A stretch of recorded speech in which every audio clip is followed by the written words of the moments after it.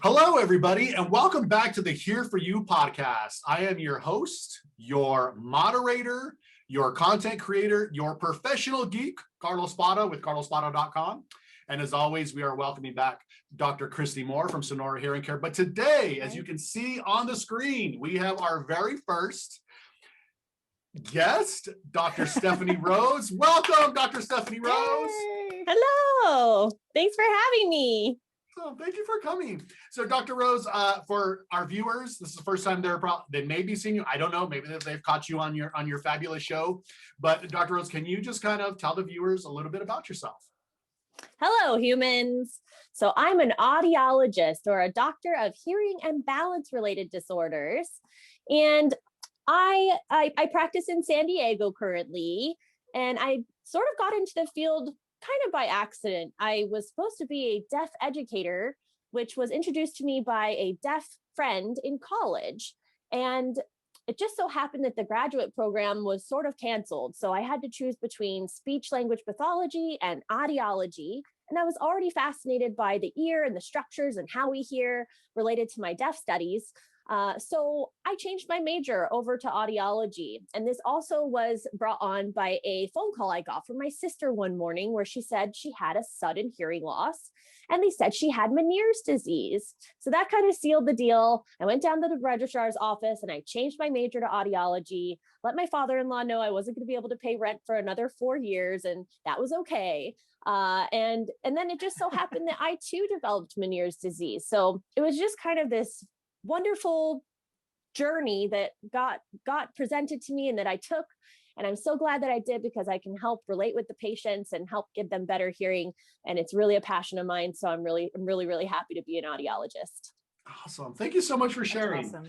Sure. So one of the things that while I was trying to do the research for this podcast, and we knew we were going to have you over as a guest, we looked at questions that everybody should be asking an audiologist. So one of the questions was, what are your qualifications? So on top of your college and your education, what's on top of that? What are your qualifications as an audiologist? Sure. So as an audiologist, I'm able to look in your ear. So to take a look at the outer ear and make sure that you don't have like wax impactions or fungus growing in your ear. So I'm trained to identify some ear diseases to refer out to the medical doctor so that they can help you. We also take a look at that in the middle ear space when we're doing things like tympanometry, or when we're doing our full hearing exam, looking at the audiogram, if there's any sort of anomalies on there that might kind of give you a clue. So I'm definitely trained to see beyond just the beeps. Okay. So we see, red flags, if you will, in someone's hearing profile. But yes, so that kind of sums that up. Was there anything else you wanted me to add to that? No, that's great. That's great. We just wanted to go just a little above that. And Dr. Moore, your viewers have seen this, and we've kind of covered this already, but please share your qualifications. Okay, so if you're talking more of like educational qualifications, then an audiologist has a college degree. And in my case, I went to school and got a bachelor's degree in communication sciences, and then went on to get a master's degree in audiology. At that time, it was a bachelor's degree, master's level degree, and then you could practice as a licensed audiologist with that.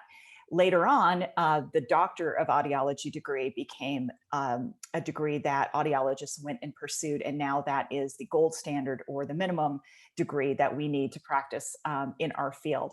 So after I completed my master's degree, then I moved to Arizona, where I live now. And during that time, I had to complete what was called a clinical fellowship year. And during that time, I worked under the supervision of a licensed audiologist, and completed about a year's worth of clinical hours in the clinic, doing everything that Dr. Rose had mentioned that an audiologist does, where we test hearing, look in the ear, do tympanometry, diagnose, assess, fit hearing aids, assistive devices, all of those things. And so after completing that time, I took a test, got my license, and then was completely independent at that time. I was independent before that, but I still was under the supervision of another licensed audiologist. And now audiologists going through school go through a bachelor's program where they obtain a degree in speech and hearing sciences or communication disorders, depending on the university.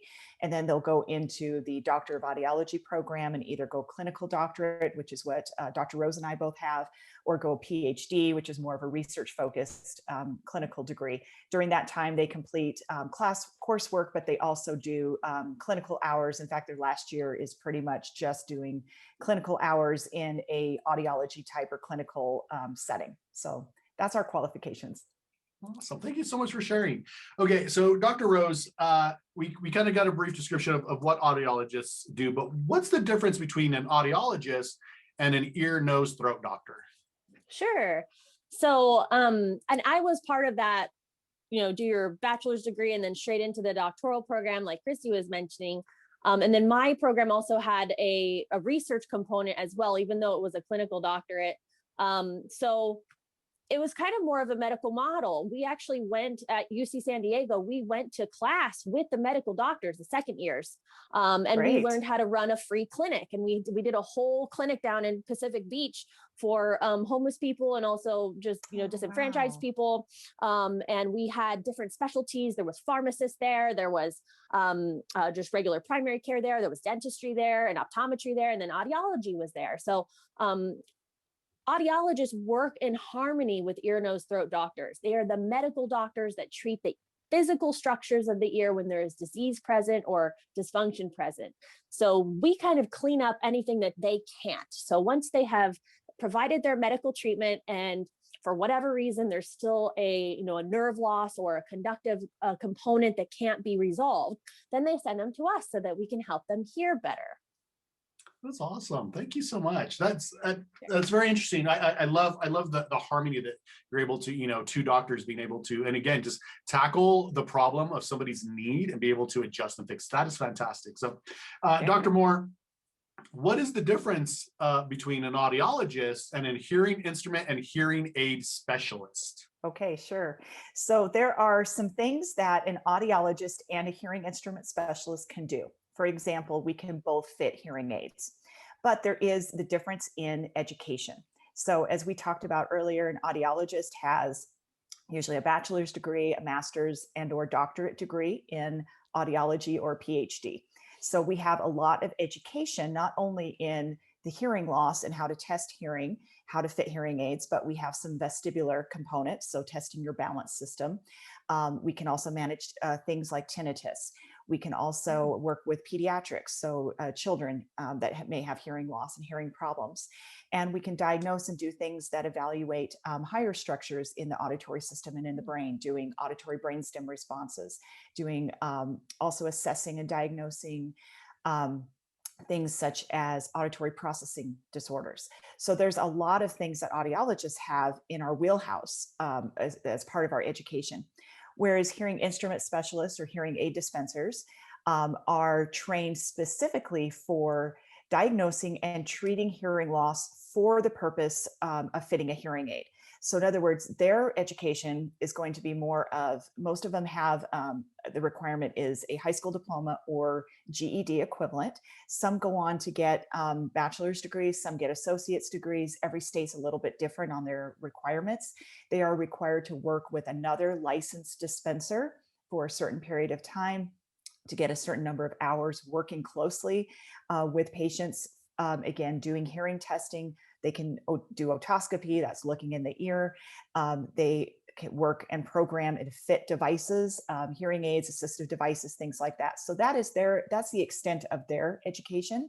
And so again, there are dispensers out there that are excellent at what they do. And they really are more specialized in treating hearing loss with the purpose of hearing aids or assistive devices. Gotcha. Thank you very much for sharing. So, Dr. Rose, one of the questions, again, during the research was, and I did find this pretty fascinating, was, are all hearing aids the same? So yeah, I mean, that's a really common question. And I hear that question at least once every week. And the answer is no, not all hearing aids are the same. Hearing aids are broken down by the manufacturer, the make, the model, the style. And what it comes down to is what's going to fit the best with your individual hearing profile. So they are not all created equally. There are basic hearing aids on up to very premium fancy, processing hearing aids. We even have hearing aids that have deep neural networks embedded in the chip now. So they get super, super involved. So it's important that you see an audiologist so that you basically have someone at the doctoral level or equivalent to choose what is best for you, because it's not something that you should be studying on Google. It's something that you go see the specialist about. Like if I needed a pacemaker, I wouldn't be Googling about pacemakers. I would go see the cardiologist and ask them which one I should have. So Right. that's kind of how I feel about that. But yeah, they are not all the same. Awesome. Well, and when you bring that up, I'm like, well, you probably wouldn't install that pacemaker yourself either. No, you wouldn't. So we have they're not the same. So Dr. Moore, how much do hearing aids really cost? Oh, that's a very loaded question. And so there's a lot that goes behind the cost of a hearing aid. For one thing, the manufacturers, we have about 6 main manufacturers that build and process hearing aids here in the US and North America. And so they all have basic components. They all have a microphone, they all have an amplifier, they all have hardware or a chip, which is much like in a computer. Now, what they do with those components is very different among those manufacturers. And so there's a lot of things that go into that. So you have algorithms, you have programming pieces that go into those parts. Every manufacturer is going to have a research and development department. So they're looking at things like, how does the brain process speech? What can we do when sound comes in and goes through all of those different frequencies, from very low frequencies to high pitch frequencies and everything in between? What are they doing to the sound? If it's a speech signal, if it's a speech with noise signal, if it's music, if it's other types of bird sounds or nature sounds, how are they doing that, and how are they amplifying based on a person's hearing loss? How is the algorithm going to look at that and produce that sound or amplify it into a person's ear? So there's a lot that goes behind that, a lot of cost and time that's developed. So you have that one component of the cost of the devices. Then those manufacturers then sell those devices to us. So we pay a certain price for those devices. And then we turn around and we're going to say, okay, so not only do we have to pay a certain cost for that device, which we've got to then resell to a consumer or a patient, but we also have to take into account how much time are we going to spend fitting that device, educating the person about how to use that device, programming it to make sure that it is amplifying the right frequencies, verifying to make sure they're not getting too much or too little amplification where they need it the most. And then lots of follow-up, teaching them how to clean and check those hearing aids, doing servicing on those devices for them, because there's things that need to be, when you're talking about an electronic device that's sitting in an ear or a body part, there's things that are going to need to be maintained, very much like your vehicle with an oil change or tire rotation. Those are very important. That takes time for us to do that too. And so those services are then kind of either bundled or extrapolated out as fee for service, fee for appointment. A lot of that time is something that we cannot bill an insurance for. So when you go to your primary care, your insurance is billed for that office visit. Audiologists, we can't do that because insurances don't cover that. So we've got to make up that cost for our time for the service of that product. So not only is there the cost of the product, but there's the service involved, our time, our expertise in helping the patient become independent so they can take care of their hearing and maximize those benefits. Awesome. And also a lot of times patients don't understand that, not only are we renting the office space where you're coming to get these services, but we have to purchase all of the equipment that test the hearing aid to make sure that FedEx didn't kick it in the mail and that it's not going to have distortion for you or go over, a safe range for you. And then we have to, stick tiny microphones in your ears to measure the sound, to do that verification that Dr. Moore was just talking about. And that's a $10,000 machine. So, and it has to be calibrated. The booth has to be calibrated. We have to update our audiometers. We run all kinds of computers that have to be updated. We need a whole IT network to help us with those things. So there is a lot that goes into helping people hear.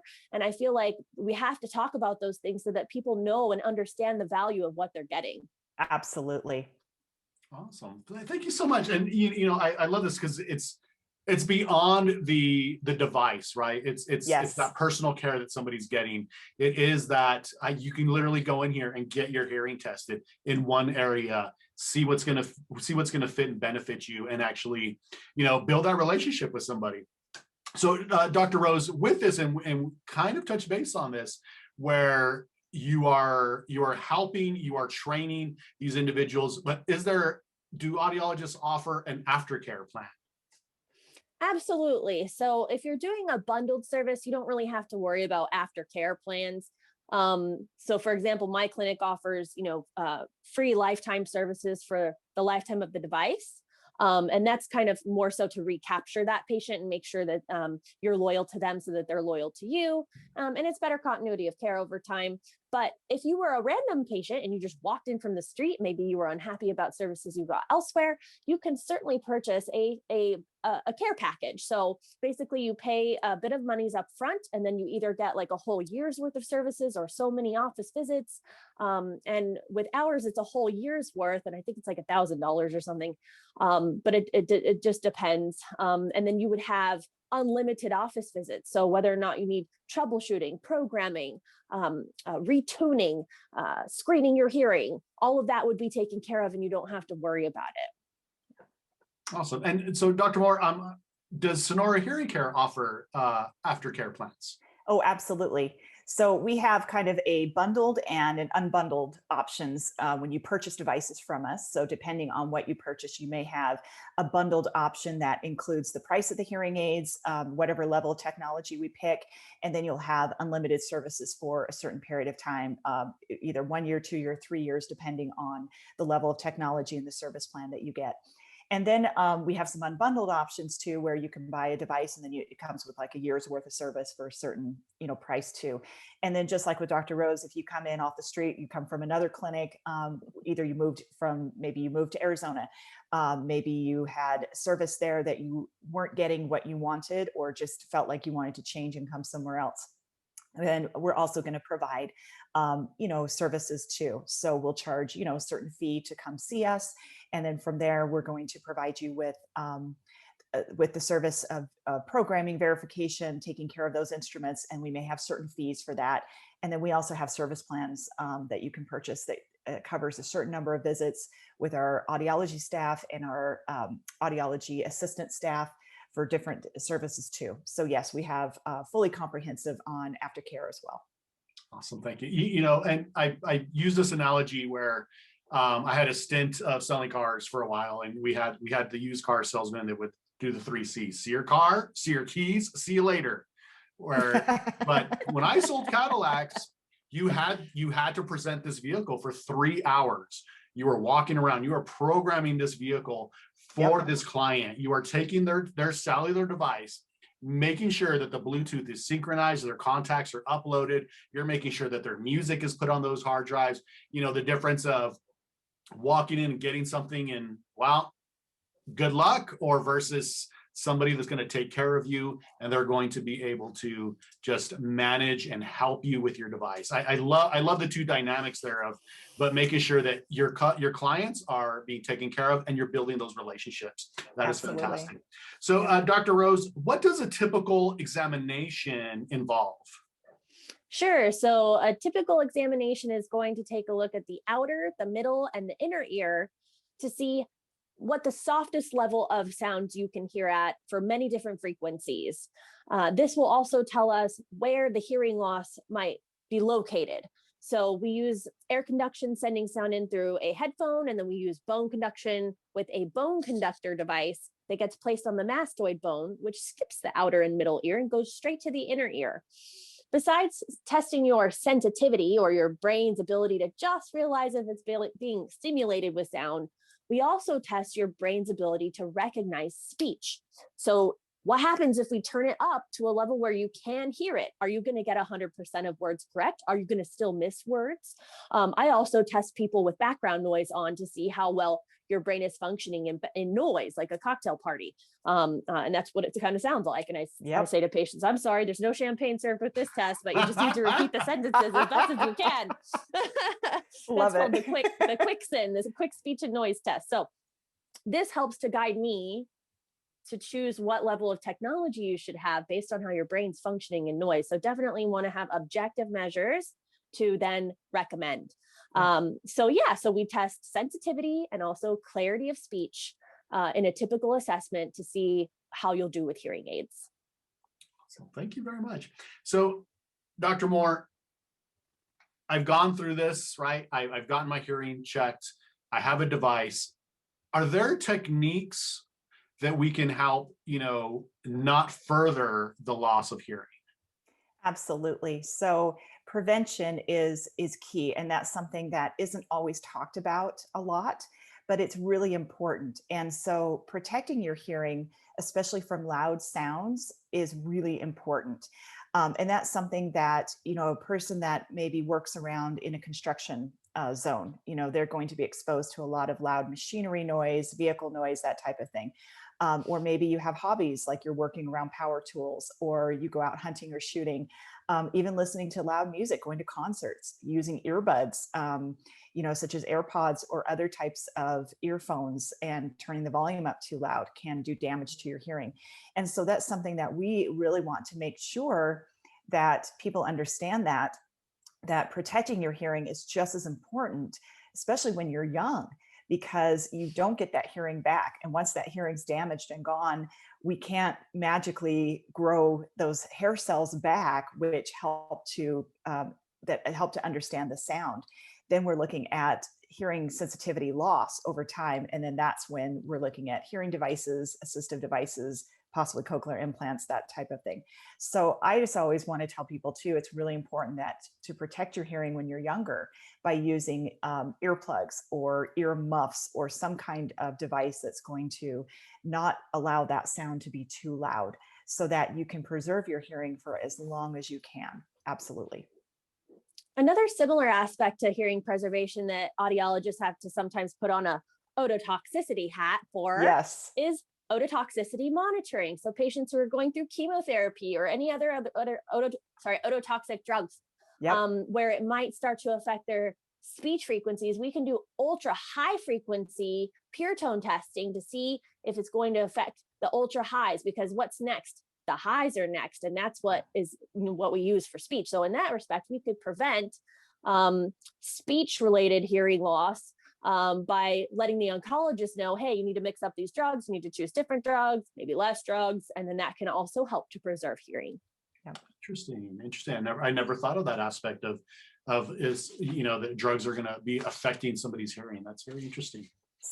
That's one of the things we look at on our case history, is we ask about your list of medications, because there are a lot of prescription and over-the-counter medications that can have side effects to not only your hearing, but also your balance system. And then some can cause ringing in the ears, known as tinnitus. So it's important that we know what drugs or supplements you're taking, so that if you have those conditions, or if it puts you at risk, we can help to say, okay, this might be something that could be contributing to your symptoms, or this could possibly contribute to your symptoms. This may be something you want to talk to your prescribing physician about. Awesome.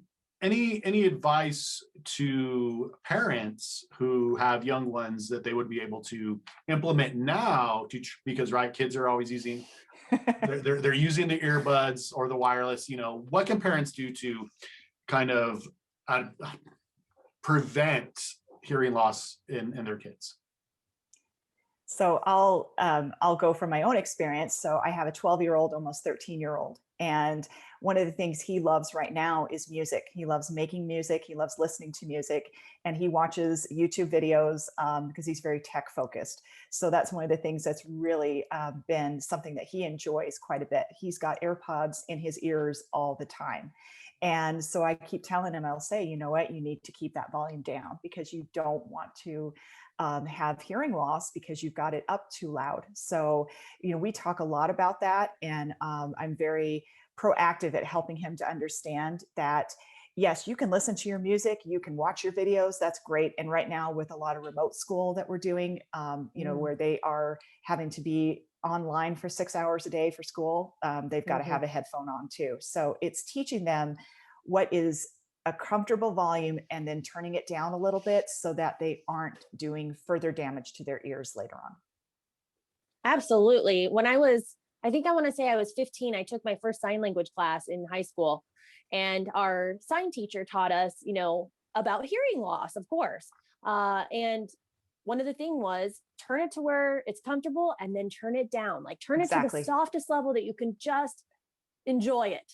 So that really hit home with me, and I have been really, diligent about preserving my hearing ever since that class. So I think it's really important. It is important to talk to them about that. And there's even I think there's a cute YouTube video called "Turn It to the Left." Yes, and there it's a is. whole music video, right? Turn it Yes. to the left, turn it to the left. So yeah, That's turn right. it down as much as you can, and try to create catchy things for the kids to gravitate to, so that they want to make that part of their culture, to be more aware of that.